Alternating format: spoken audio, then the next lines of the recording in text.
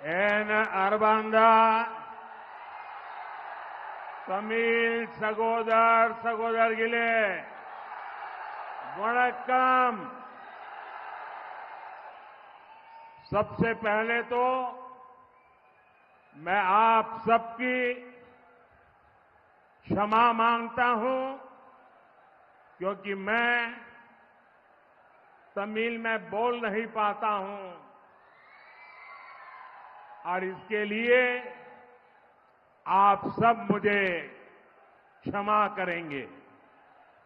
நண்பர்களே, நான் உங்களிடத்தில் இந்த தமிழில் பேசாமல் இருப்பதற்கு உங்களிடத்தில் என்னுடைய வருத்தத்தை தெரிவித்துக் கொண்டு என்னுடைய உரையை நான் ஆரம்பிக்கின்றேன்।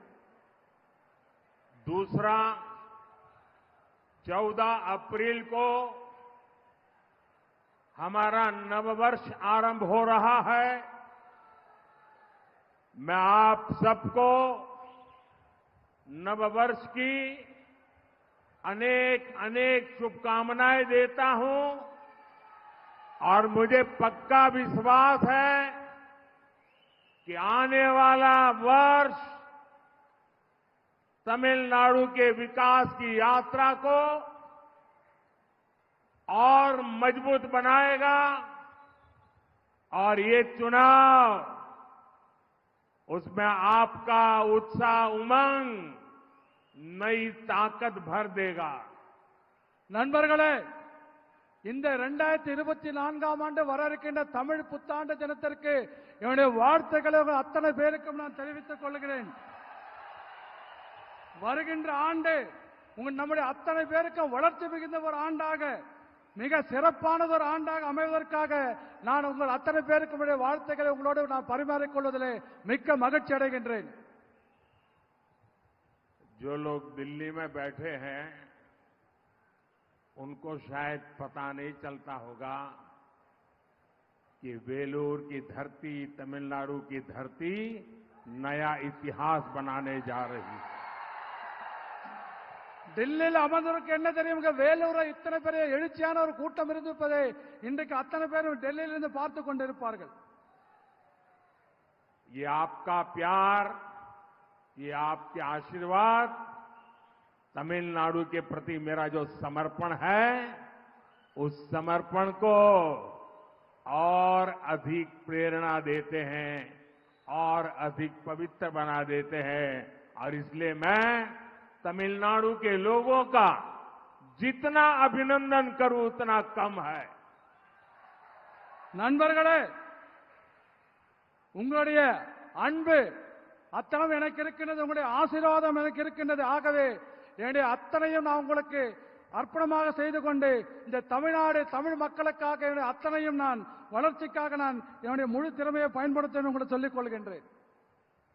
वेलूर की ऐतिहासिक, पौराणिक और वीरता से भरी इस धरती को मैं श्रद्धापूर्वक प्रणाम करता हूं। मैं यहां विराजमान जलगंडेश्वर शिव और भगवान मुरुगन के चरणों में नमन करता हूं। ब्रिटिश रूल के खिलाफ इस धरती पर बहुत बड़ी क्रांति हुई थी और वही वेलूर फोर्ट और वेलूर की धरती एक बार फिर हिस्ट्री बनते देख रही है। बीजेपी और एनडीए को तमिलनाडु में अपार जन समर्थन मिल रहा है। पूरा तमिलनाडु कह रहा है, एक बार फिर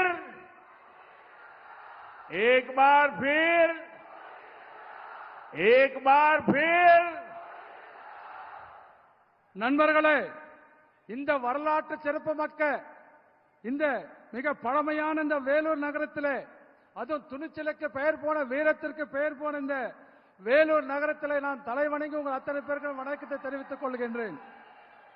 இங்கே அருள் பாலித்துக் கொண்டிருக்கின்ற ஜலகண்டேஸ்வர சிவனை வணங்கி முருகப்பெருமானை கடவுள் முருகப்பெருமானை வணங்கி அவர் பாதங்களை தொட்டு நான் மீண்டும் எனது வணக்கங்களை தெரிவித்துக் கொள்கிறேன். இந்த வேலூர் ஆங்கிலேயருக்கு ஆட்சிக்கு எதிராக இந்த மண்ணிலே மிகப்பெரிய புரட்சி இங்கே ஏற்பட்டுள்ளது, ஏற்கனவே நடந்திருக்கிறது. அதே போல இந்த வேலூர் கோட்டையும் இந்த வேலூர் மண்ணும் மீண்டும் ஒரு வரலாற்று நிகழ்வை காணப் போகிறது என்பதை நான் இந்த நேரத்தில் தெரிவித்துக் கொள்கிறேன்.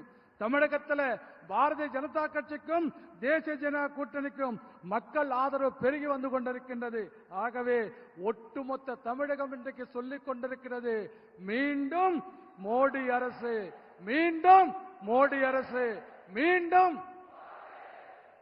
साथियों, हमें मिलकर इस 21st सेंचुरी में अपने भारत को, अपने तमिलनाडु को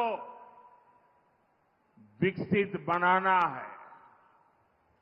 बीते 10 वर्षों में एनडीए की सेंट्रल गवर्नमेंट ने डेवलप भारत की फाउंडेशन तैयार की है। आपको याद होगा 2014 के पहले भारत को कैसी नजर से देखा जाता था।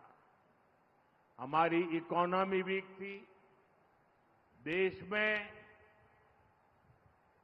बिग या स्मॉल डिसीजंस ही नहीं होते थे, केवल स्कैम्स की खबरें आती थी।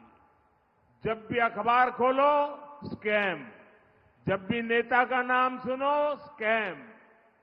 भारत के बारे में कहा जाता था कि भारत की इकोनॉमी कभी भी फेल हो सकती है, हिंदुस्तान इकोनॉमिकली डूब जाएगा, ऐसा कहा जाता था।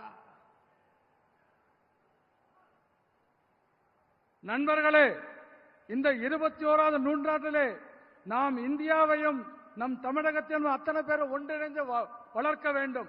அது மட்டுமல்ல, கடந்த 10 ஆண்டுகளிலே மத்தியில் ஆண்டு கொண்டிருக்கின்ற தேசிய ஜனநாயக கூட்டணி அரசானது நல்ல ஒரு இந்தியாவுக்கான அடித்தளத்தை தயார் செய்து வைத்திருக்கின்றது. ஆனால் 2014ஆம் ஆண்டிற்கு முன்பாக இந்தியா எப்படி இருந்தது நம் அத்தனை பேருக்கும் தெரியும். உலகத்தில் மிகவும் பொருளாதாரத்தில் மிகவும் பலவீனமான ஒரு நாடாக நாம் இருந்து கொண்டிருந்தது. அது மட்டுமல்ல, அந்த 2014 முன்பாக மிகப்பெரிய முடிவுகள் இந்த நாட்டில் எதுவும் எடுக்கப்படாமல் இந்த ஆட்சி நடந்து கொண்டிருந்தது. ஆனால் இந்தியாவை பற்றி எங்கு பார்த்தாலும் உலகத்தில் என்ன செய்தி வரும் தெரியுமா? மோசடிகள், இந்தியாவில் நடக்கிற மோசடிகள், இந்தியாவில் நடக்கின்ற ஊழல்கள், இது பற்றி மட்டுமே நமக்கு செய்திகள் வந்து கொண்டிருக்கின்றது. ஆனால் அது மட்டுமல்ல, இந்தியாவுடைய பொருளாதாரம் என்றைக்கு வீழ்ச்சி அடையும் என்று உலக நாடுகள் முழுவதும் பேசப்பட்டு வந்த நிலையிலே இதற்கு முன்பாக இருந்த அரசாங்கம் செய்து வந்தது. वही भारत आज दुनिया की एक ताकत बनकर के उभर रहा है और मुझे खुशी है कि इसमें तमिलनाडु की बड़ी भूमिका रही है। भारत को स्पेस सेक्टर में आगे ले जाने में तमिलनाडु का बहुत बड़ा कंट्रीब्यूशन रहा है। भारत को मैन्युफैक्चरिंग में आगे ले जाने में तमिलनाडु का हार्ड वर्क रहा है। मुझे विश्वास है तमिलनाडु में बन रहा डिफेंस कॉरिडोर इस राज्य को नई ऊंचाई पर ले जाएगा। तमिलनाडु के युवाओं के टैलेंट ने भारत के इकोसिस्टम को भी मजबूती दी है। இந்தியா இன்றைக்கு உலகத்தின் வல்லரசாக மாறி வந்து கொண்டிருக்கின்றது. அது மட்டுமல்ல, மேலும் தமிழகம் இதற்காக வல்லரசாக மாறுவதிலே தமிழகத்தின் பங்கு மிகப்பெரிய பங்காக இருப்பது எனக்கு பெரிய மகிழ்ச்சி அளிக்கின்றது. விண்வெளி துறையிலே இந்தியாவை முன்னெடுத்துக் கொண்டு செல்வதிலே தமிழகம் மிகப்பெரிய பங்கை வகித்து வந்து கொண்டிருக்கின்றது. உற்பத்தியிலே இந்தியாவை முன்னோக்கி கொண்டு செல்வதிலே தமிழகம் மிக கடுமையாக உழைத்துக் கொண்டிருக்கின்றது பெரியோர்களே. அதே போல தமிழகத்தில் அமைந்திருக்கின்ற ராணுவ பாதுகாப்பு உற்பத்தி மையங்கள் அதன் மூலமாக பாதுகாப்பு துறையிலே உற்பத்தி செய்வதன் மூலமாக தளவாடங்கள் உற்பத்தி செய்வதன் மூலமாக தமிழகத்தை மிகப்பெரிய ஒரு உச்சத்திற்கு கொண்டு செல்லும் என்று நான் மிகவும் நம்பிக்கையோடு இருந்து கொண்டிருக்கின்றேன். அதே போல தமிழர்களுடைய திறமை இந்தியாவினுடைய இந்த அருமையான வளர்ந்து வருகிற சூழலுக்கு மேலும் வலுவை சேர்க்கின்ற வகையில் அமைந்திருப்பதிலே நான் மகிழ்ச்சி அடைகின்றேன். साथियों, एनडीए सरकार बेलूर के लोगों की एस्पिरेशंस को ध्यान में रखते हुए काम कर रही है। उड़ान स्कीम के तहत बन रहा बेलूर का एयरपोर्ट जल्द ही पूरा हो जाएगा। इससे बेलूर एयर कनेक्टिविटी के मैप पर आ जाएगा। इससे यहां पढ़ने वाले स्टूडेंट्स को भी बहुत हेल्प होगी। चेन्नई बेंगलुरु इंडस्ट्रियल कॉरिडोर भी बेलूर से होकर गुजर रहा है। इससे यहां की कनेक्टिविटी मॉडर्न होगी। 2014 के बाद से ही एनडीए सरकार ने इस क्षेत्र में रेलवे के विकास के लिए भी बहुत काम किया है। कई स्टेशनों पर रेलवे प्लेटफॉर्म की लंबाई भी बढ़ाई गई है ताकि ज्यादा लंबी ट्रेनें वहां रुक सके। நண்பர்களே, வேலூர் மக்களுடைய எதிர்பார்ப்புகள் அதை மனதிலே கொண்டுதான் தேசிய ஜனநாயக கூட்டணியுடைய அரசாங்கம் செயல்பட்டுக் கொண்டிருக்கின்றது. அதே போல உடான் திட்டத்தின் கீழே இந்த வேலூர் விமான நிலையம் விரைவில் முடிக்கப்படுவது மட்டுமல்ல, இந்த வேலூரை இந்திய வரைபடத்திலே விமான நிலையம் இருக்கக்கூடிய வரைபடத்திலே கொண்டுகின்ற கட்டாயம் நிச்சயம் சேர்ப்போம் என்று இதன் மூலம் சொல்லிக் கொள்கிறேன். இதன் காரணமாக விமான நிலையம் இங்கு வந்தால் படிக்கின்ற மாணவர்களுக்கு இது மிகவும் உதவியாக இருக்கும் என்று நான் சொல்லிக்கொள்ள ஆசைப்படுகின்றேன். அதே போல சென்னை பெங்களூரு இருக்கின்ற தொழில் வழித்தடம் என்று சொல்லக்கூடிய இண்டஸ்ட்ரியல் கார்டு என்று சொல்லக்கூடிய தொழில் வழித்தடம் வேலூர் வழியாகத்தான் செல்லுகிறது. ஆகவே இதன் காரணமாக இது மிகவும் நவீனமயமான ஒரு ஊராக மாறிக்கொண்டிருக்கும் என்பதை நாம் கண்டுகொள்ள முடியும். 2014 முதல் தேசிய ஜனநாயக கூட்டணி அரசு இந்த பகுதியில் இருக்கிற ரயில்வே துறைக்காக ரயில்வே துறை மேம்பாட்டிற்காக பல்வேறு பணிகளை செய்திருக்கின்றோம். பல ரயில்வே நிலையங்களிலே பிளாட்பார்ம் என்று சொல்லக்கூடிய ரயில் நடைமேடைகளின் நீளம் அதிகரிக்கப்பட்டுள்ளது. ஆகவே அதிதூர ரயில் வண்டிகள் இங்கே நிற்பதற்கு அது ஏதுவாக இருந்து கொண்டிருக்கின்றது. साथियों, तमिलनाडु के लिए एक डेवलप भारत का नेतृत्व करने का समय है, लेकिन डीएमके तमिलनाडु को पुरानी सोच में, पुरानी पॉलिटिक्स में फंसाकर रखना चाहती है। पूरी डीएमके एक फैमिली की कंपनी बनकर रह गई है। डीएमके की फैमिली पॉलिटिक्स की वजह से तमिलनाडु के यूथ को आगे बढ़ने का मौका नहीं मिल रहा है। डीएमके से चुनाव लड़ने और डीएमके में आगे बढ़ने के लिए 3 मेन क्राइटेरिया है, 3 मेन क्राइटेरिया है।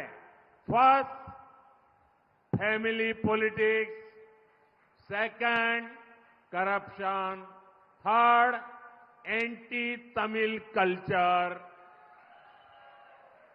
நண்பர்களே, வளர்ந்த இந்தியாவை வழிநடத்தும் தமிழகம் வழிநடத்தக்கூடிய ஒரு நேரம் இது.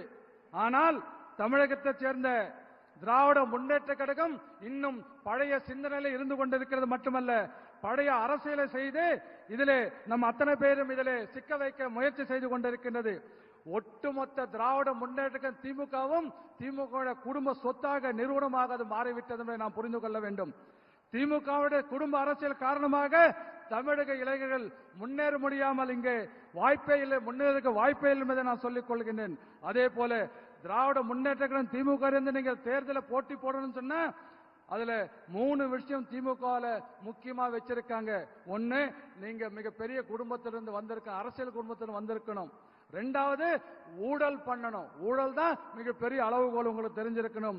அடுத்து 2வது. 3வது, தமிழை கலாச்சாரத்தை எதிர்க்க வேண்டும். இது 3ஐயும் வைத்துக் கொண்டு திராவிட முன்னேற்ற கழகம் தமிழகத்தை பின்னோக்கி அழைத்து சென்று கொண்டிருக்கிறது.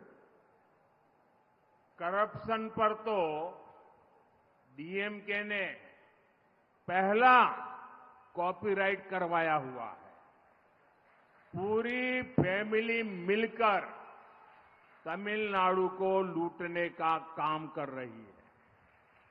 अभी खुलासा हुआ है कि सैंड स्मगलर्स ने 2 इयर्स में तमिलनाडु का 4600 करोड़ रुपीस का लॉस किया है। आप कल्पना करिए, पूरे तमिलनाडु में लूट का कितना बड़ा खेल चल रहा है। हम केंद्र सरकार से तमिलनाडु के लिए, विकास के लिए हजारों करोड़ रुपए भेजते हैं। ये पैसा भी डीएमके के करप्शन की भेंट चढ़ जाता है।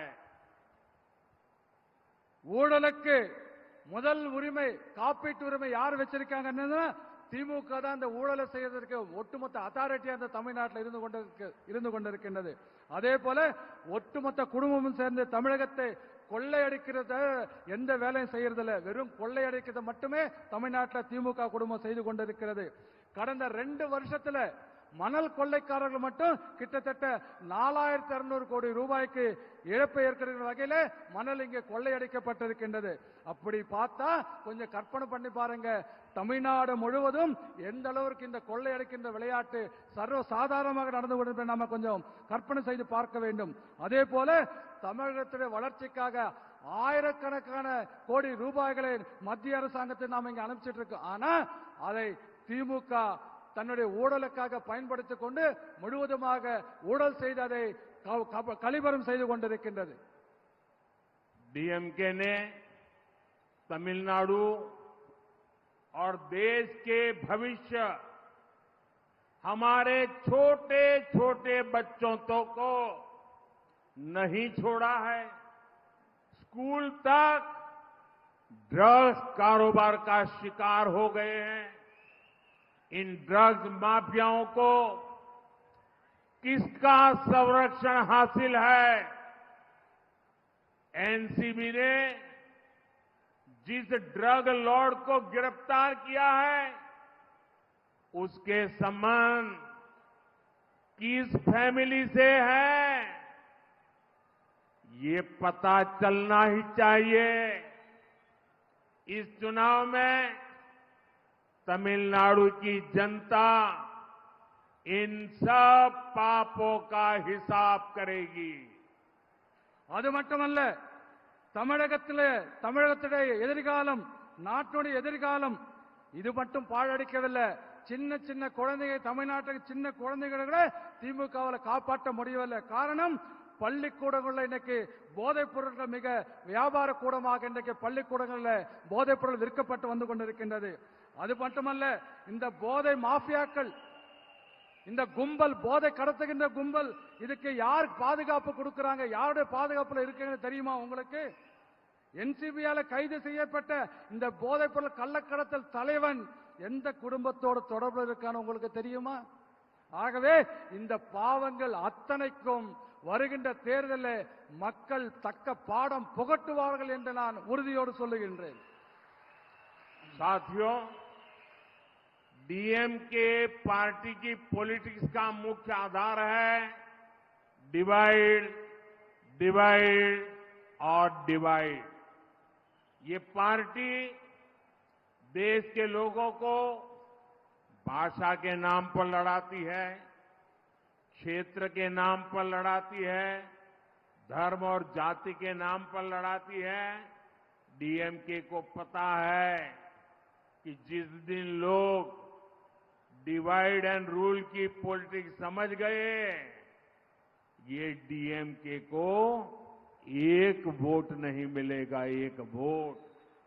इसलिए ये लोग को आपस में लड़ाते हैं. मैंने भी ठान लिया है कि डीएमके की इस दशकों पुरानी खतरनाक पॉलिटिक्स को एक्सपोज करके ही रहूंगा. நண்பர்களே, திமுகவோட முக்கியமான அரசியல் குறிக்கோள் என்ன தெரியுமா? பிரித்து ஆளு, மக்களை பிரித்து வைக்க வேண்டும், மக்களை பிரித்து கொண்டே இருக்க வேண்டும். இதுதான் அவருடைய கொள்கையாக நோக்கமாக இருந்து கொண்டிருக்கிறது. இந்த தமிழ்நாட்டுடைய மக்களை மொழியின் பெயராலே பிரித்துக் கொண்டிருக்கிறார்கள். தமிழ்நாடு மக்களை பிராந்தியத்தின் உணர்வின் பெயராலே பிரித்துக் கொண்டிருக்கிறார்கள். அதே போல மதத்தின் பெயரால் பிரிவினை செய்து கொண்டிருக்கிறார்கள். ஜாதியின் பெயராலே ஒருத்தருக்கு சண்டை போட்டுக் கொள்வதற்காக திராவிட முன்னேற்ற கழகத்துடைய கட்சி இங்கே வேலை செய்து கொண்டிருக்கிறது. ஆனா ஒரு விஷயம் திமுக தெரியும், என்றைக்கு இந்த பிரித்தாளுகின்ற சூழ்ச்சி மக்களுக்கு, தமிழக மக்களுக்கு புரிந்து கொள்கிறாரோ அன்றைக்கு அவங்க செல்லா காசு ஆகிடுவாங்கன்னு திமுகவுக்கு தெரியும். அதனால்தான் மக்களை உங்களுக்குள்ள நமக்குள்ள சண்டை மூட்டி சண்டை போட்டுக் கொண்டிருந்தால் அவங்க அதுல குளிர்காய நினைக்கிறார்கள் என்பதை நாம் புரிந்து கொள்ள வேண்டும்.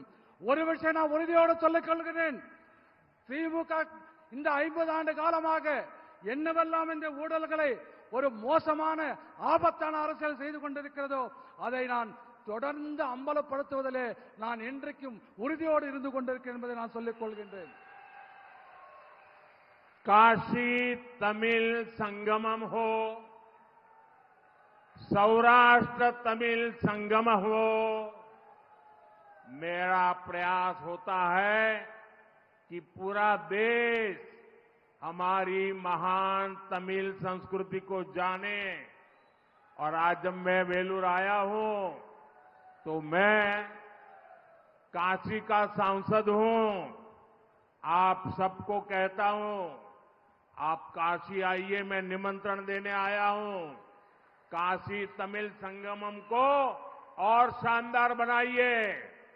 दूसरा, मैं गुजरात में पैदा हुआ हूं, यहां भी गुजरात के बहुत परिवार रहते हैं,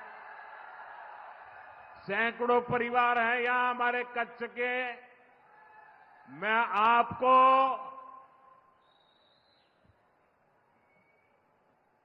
सौराष्ट्र तमिल संगम के लिए भी एक गुजराती के नाते निमंत्रण देता हूं।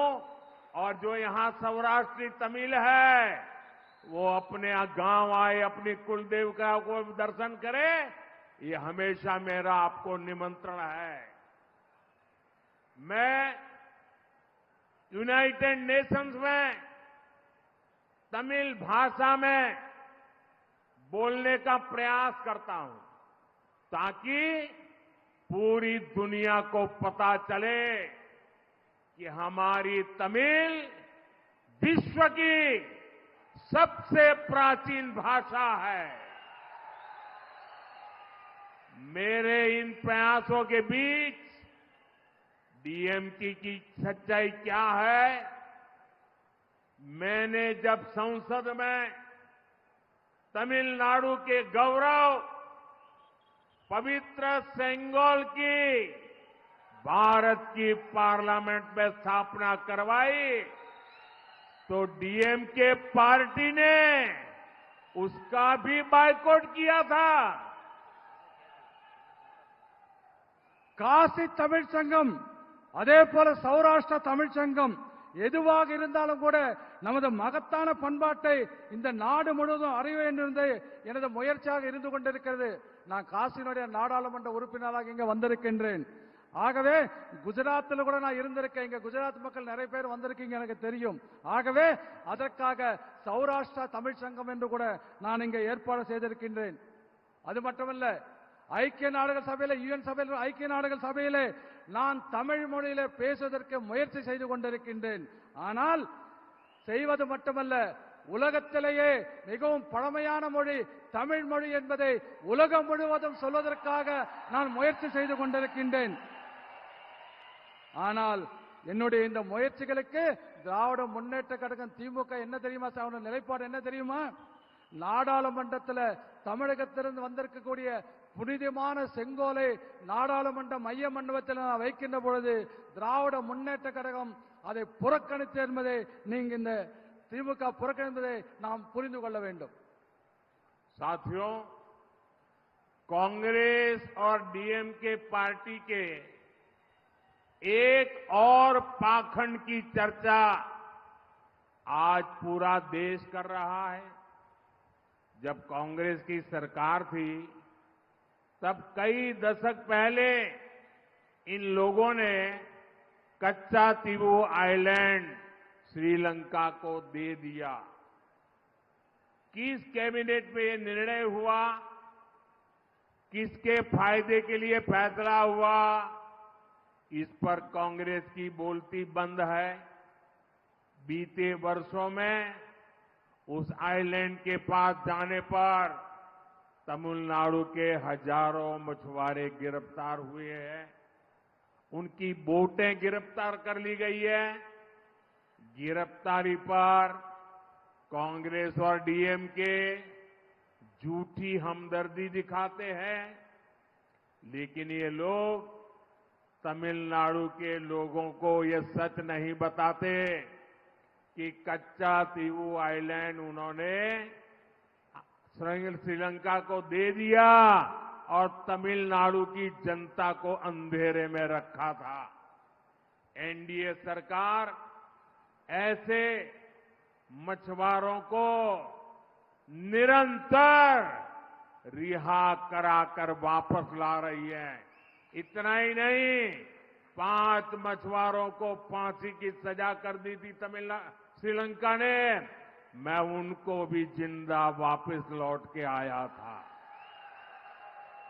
डीएमके कांग्रेस सिर्फ मछुआरों के ही नहीं बल्कि देश के भी गुनहगार है। நண்பர்களே, இன்று நாடு முழுவதும் காங்கிரஸ் திராவிட முன்னேற்ற திமுகவுடைய ஒரு போலியான முகம் என்று மக்களுக்கு புரிந்து விவாதித்துக் கொண்டிருக்கின்றது. காங்கிரஸ் ஆட்சியில் இருந்தபோது பல ஆண்டுகளுக்கு முன்பாக நம்முடைய கச்சத்தீவை இலங்கைக்கு இவர்கள் தாரை வார்த்து கொடுத்து விட்டார்கள். எந்த அமைச்சரவை இந்த முடிவெடுக்கப்பட்டது நமக்கு அத்தனை பேருக்கும் தெரியும். யாருடைய நலனுக்காக இது எடுக்கப்பட்டது மக்களுக்கு தெரியும். ஆனால் இதை சொல்லாமல் காங்கிரஸ் கட்சி இன்றைக்கு மௌனம் சாதித்துக் கொண்டிருக்கின்றது. அது மட்டுமல்ல, பல ஆண்டு காலமாக தமிழகத்தைச் சேர்ந்த ஆயிரக்கணக்கான மீனவர்கள் அந்த தீவுக்கு அருகே சென்றால் கைது செய்யப்பட்டுக் கொண்டிருக்கிறார்கள். காங்கிரசும் திராவிட முன்னேற்ற கழகம் திமுகவும் இவர்கள் மீது ஒரு பொய்யான அனுதாபத்தை மட்டுமே காட்டிக் கொண்டிருக்கின்றது. ஆனால் கச்சத்தீவு இலங்கைக்கு நாங்கள் தான் கொடுத்தோம் என்ற உண்மை அவர்கள் மக்களுக்கு சொல்வதே இல்லை.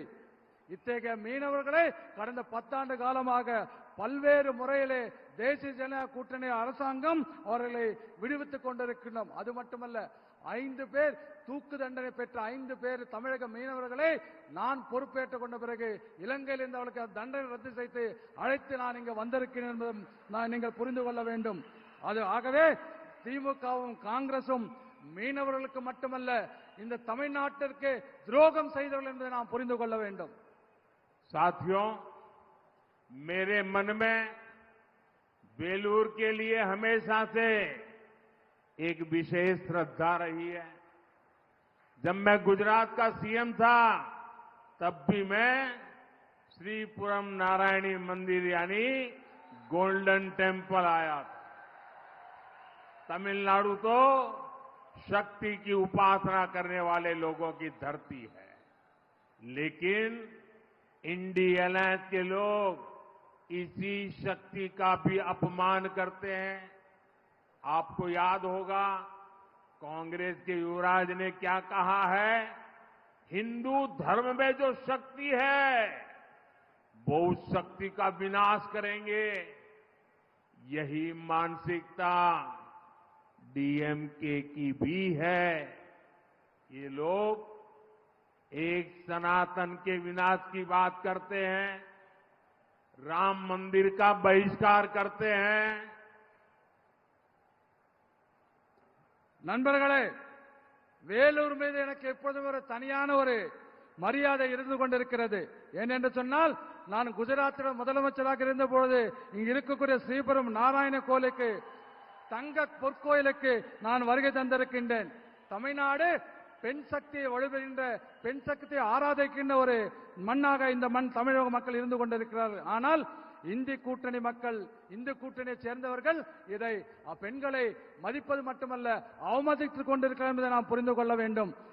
இந்து மதத்தில் இருக்கின்ற பெண் சக்தியை நான் அழிப்பேன் என்று இந்த காங்கிரஸ் கட்சியோட இளவரசர் ராகுல் காந்தி இந்து தர்மத்தை அழிப்பேன், இந்த சக்தியை அழிப்பேன் என்று சொன்னது உங்கள் அத்தனை பேருக்கும் நினைவிருக்கலாம்.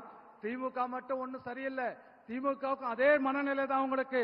சனாதனத்தை அழிப்பேன் ஒருத்தன் பேசுறான், அதே போல ராமர் கோயிலை புறக்கணிப்போம் என்று இவர்கள் பேசிக் கொண்டிருக்கிறார்கள்.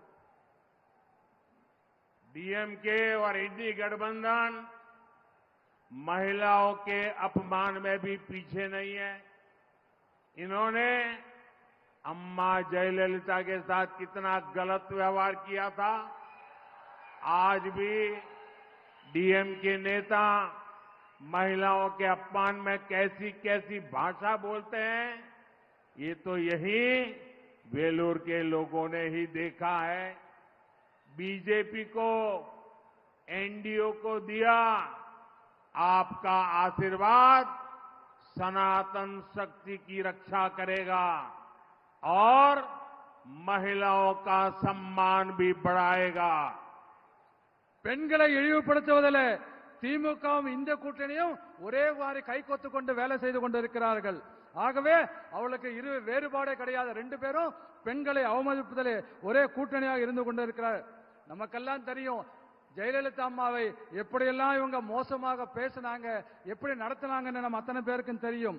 அதே போல இன்றைக்கு கூட திமுகவுடைய தலைவர்கள் பெண்களை இழிவுபடுத்தும்படியாக பேசிக் கொண்டிருக்கிறார்கள். அதுல வேலூர் மக்களும் நாமளும் நீங்களும் அதை பார்த்திருக்கீங்கன்னு எனக்கு தெரியும்.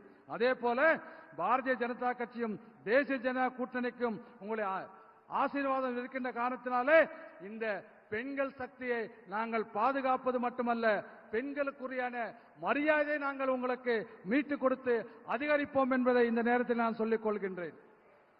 साथियों, 19 अप्रैल को तमिलनाडु के सम्मान के लिए, तमिलनाडु के उज्जवल भविष्य के लिए बहुत बड़ा अवसर आने वाला है। वेलूर से श्री एसी षणमुगम, धर्मपुरी से श्रीमती सौम्या अम्बुमणि, कृष्णागिरी से श्री सी नरसिम्हन, अरक्कोणम से श्री के बालू, तिरुवन्नामलाई से श्री ए अश्वत्थामन और आरडी से श्री ए गणेश कुमार, ये आपके सपनों और आकांक्षाओं के लिए काम करेंगे। 19 अप्रैल को एनडीए के पक्ष में आपका एक एक वोट तमिलनाडु के भविष्य की गारंटी बनेगा। इदो मोदी इन गारंटी।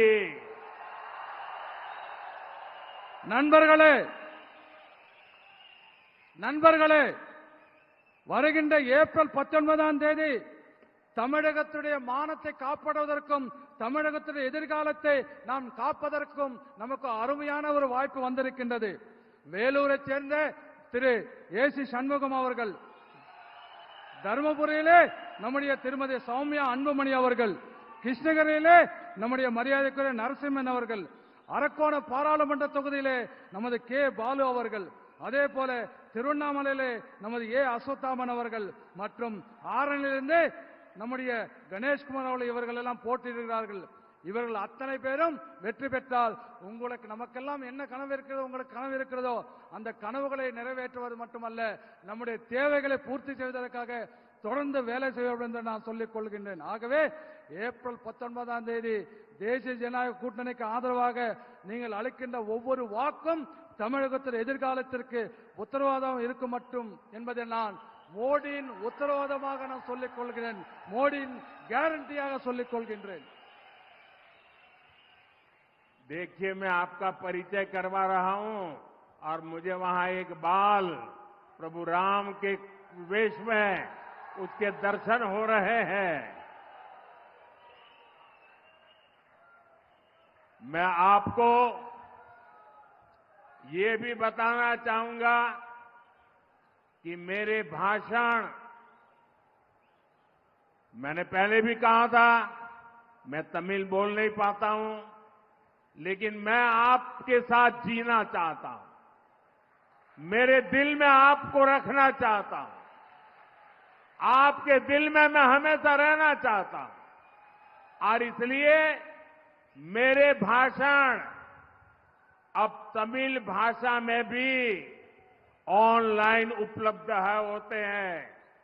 आप सोशल मीडिया एक्स पर नमो इन तमिल NAMO नमो इन तमिल को फॉलो करिए। आप मुझे तमिल भाषा में सुन पाएंगे। ये टेक्नोलॉजी का मैं उपयोग कर रहा हूं और मेरा एक आपसे प्रार्थना है। मैं आज वेलूर आया हूं। मेरी आपसे प्रार्थना है कि आप घर घर जाइए और हर परिवार में जाकर के बताना कि अपने मोदी जी वेलूर आए थे और मोदी जी ने आपको वणक्कम भेजा है। मेरा वणक्कम पहुंचाइए। நண்பர்களே, உங்களுடைய மகிழ்ச்சியெல்லாம் பார்க்கின்ற பொழுது எனக்கு மிகப்பெரிய நம்பிக்கை வந்திருக்கின்றது. இப்பொழுது என்னுடைய உரைகள் எல்லாம் இப்பொழுது உங்களுக்கு ஆன்லைன்ல தமிழ் மொழியில் உங்களுக்கு கிடைக்கிறது என்பதை இந்த நேரத்தில் நான் சொல்ல விருப்பப்படுகின்றேன். சமூக ஊடகங்களில் இருக்கின்ற எக்ஸ் வலைத்தளத்திலே நமோ இன் தமிழ் NAMO நமோ இன் தமிழ் என்ற அந்த இணைப்பை நீங்கள் பின்தொடர்ந்தால் தமிழ் நீங்கள் நான் பேசுவதெல்லாம் தமிழில் கூட கேட்க முடியும். தகவல் தொழில்நுட்பத்தை தமிழை வளர்ப்பதற்கு நான் இப்படியாக நான் பயன்படுத்திக் கொண்டிருக்கிறேன். அது மட்டுமல்ல, நான் வேலூருக்கு வந்திருக்கின்றேன். இதை அத்தனை வீடு வீடாக செல்லுங்கள். வேலூர் பாராளுமன்றத்திலே அத்தனை மக்களுக்கும் சொல்லுங்கள். மோடி வேலூருக்கு வந்திருந்தார், அவருடைய வணக்கங்களை தெரிவித்தார், அவருடைய வாழ்த்துக்களை தெரிவித்தார் என்று ஒவ்வொரு வீடாக சென்று நீங்கள் இந்த என்னுடைய வேண்டுகோளையும் என்னுடைய வாழ்த்துக்களையும் சொல்ல வேண்டும் என்று உங்களை கேட்டுக்கொள்கிறேன். आप सबका इतनी बड़ी विशाल संख्या में हमें आशीर्वाद देने के लिए आए, मैं आपका हृदय से बहुत बहुत धन्यवाद करता हूं। वणक्कम। பெரியார்களே, இவ்வளவு பெரிய ஒரு கூட்டத்திலே எனக்கு ஆசி வழங்குவதற்காக, எனக்கு ஆதரவு கொடுப்பதற்காக இத்தனை பெரிய கூட்டம் வந்திருக்க உங்கள் அத்தனை பேருக்கும் என்னுடைய நன்றியை, மனமார்ந்த நன்றியை தெரிவித்துக் கொண்டு உங்கள் அத்தனை பேருக்கும் என்னுடைய வணக்கங்களை தெரிவித்துக் கொள்கிறேன். நன்றி, வணக்கம்.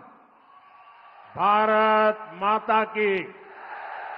पूरी ताकत से बोलिए, भारत माता की। எல்லாரும் ரெண்டு கையெழுத்து. भारत माता की जय। भारत माता की जय। वंदे वंदे वंदे मातरम। वंदे मातरम। वंदे मातरम। वंदे मातरम। वंदे मातरम। वंदे मातरम। वंदे मातरम।